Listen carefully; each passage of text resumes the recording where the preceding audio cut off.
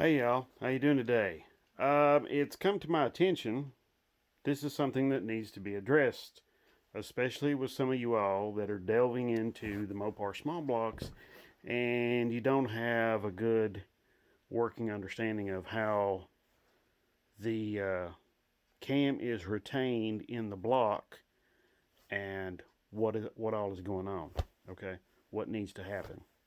Okay, so what I will do is I will show you how this all goes together, okay, and how you can avoid any kind of confusion about the cam retention and avoid any kind of slop or anything, as you can see right there.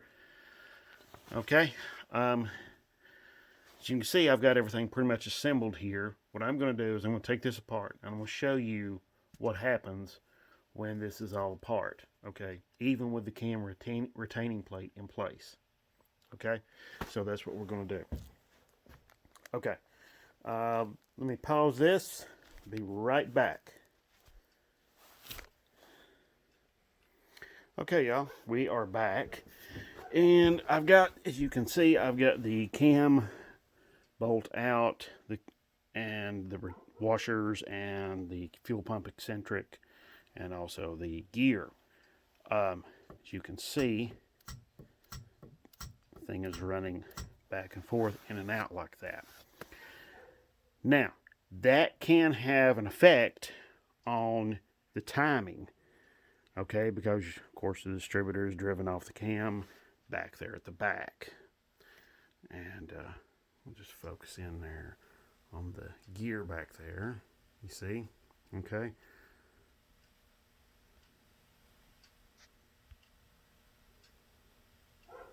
So let's see.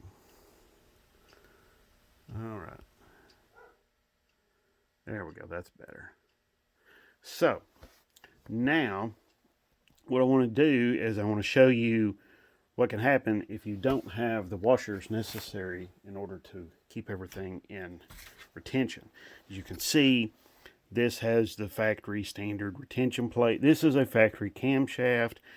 Now, if you're running like a gear drive setup or something special like that, or something that's just completely very unusual or some sort of race only kind of thing, then it may not use this same sort of deal. It may actually use a thrust washer.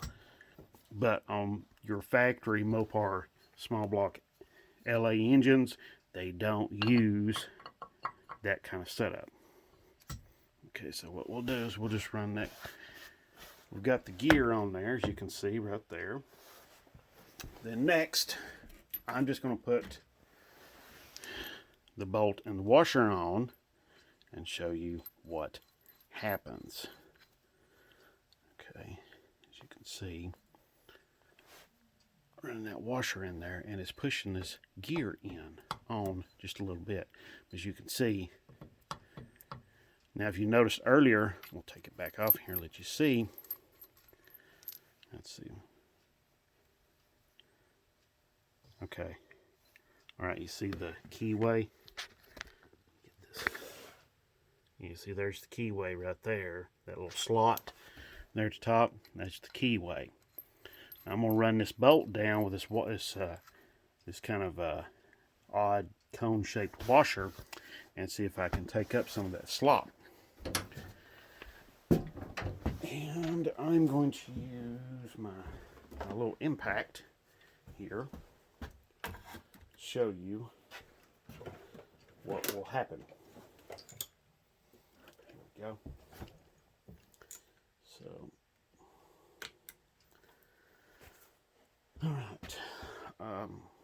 Give me just a minute here, okay? Be right back. All right, we're back. Got my impact ready. Just my little electric impact. All right, now you can see right there. Two things you'll probably see right there right off the bat. One is that washer is not sitting flush on the gear anymore, on the face of that gear. As a matter of fact, it's on that, this part is on that keyway. Tell you what, let me get a light here real quick and let you see a little bit better.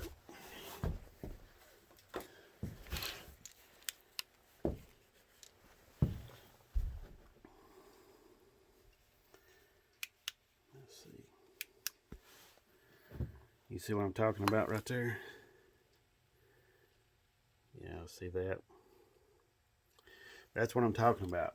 Okay, now, with that run down, even with that little impact, which is not tremendously tight, but as you can see, it's reduced the slop, but it's still there. Now, that cam walking back and forth like that, it can have an effect on the timing back there, okay? Because you've got your drive gear, the distributor drive gear, which, let me grab one here real quick. I'll be right back. Okay, I'm back. As you can see, I've got the drive gear right here. This is what Mopar uses on their small block LA V8s. The big block, the B and RB series engines, they use something similar to this. Your distributor has a tang that fits down inside there, inside that slot right there, and that is what drives the distributor. This gear here meshes with the gear on the I'll just go ahead and set that down in there. It meshes with the gear on the camshaft. And you've got to be careful not to, let's see. Well, looks like I'm going to have a little issue there with that, doesn't it? Oh, boy. Okay.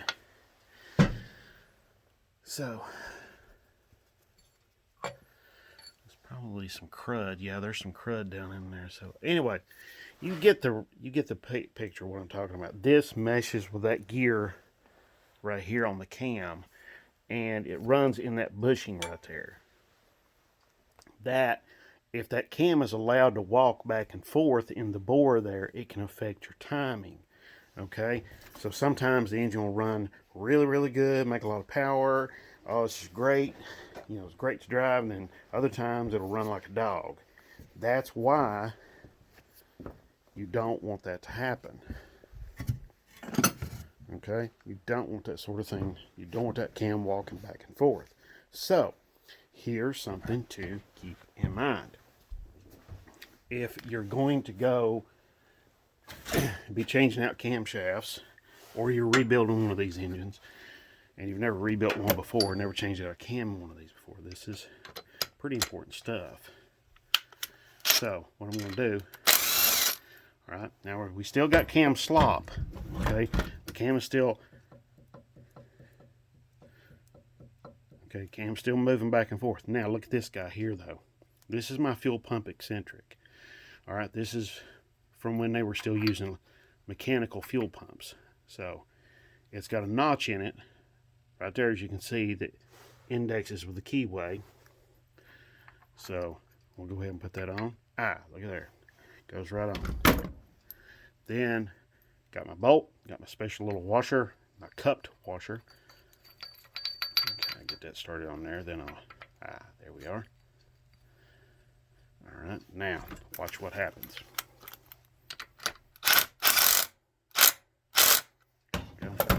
Done. Now look at there. Almost no play. I mean, very little play. I mean, like, almost no play at all. So, there is no thrust washer. Okay.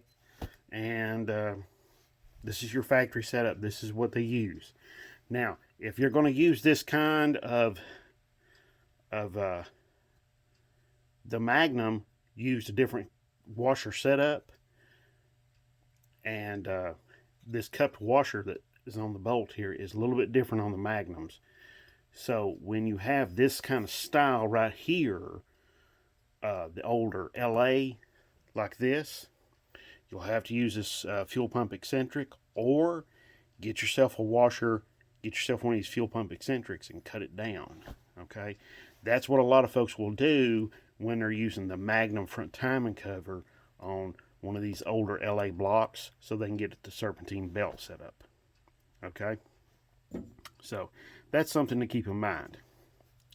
All right, So, because the Magnum front timing cover does not have the availability of running a mechanical fuel pump. You know, they don't have a hole for that over here on the side.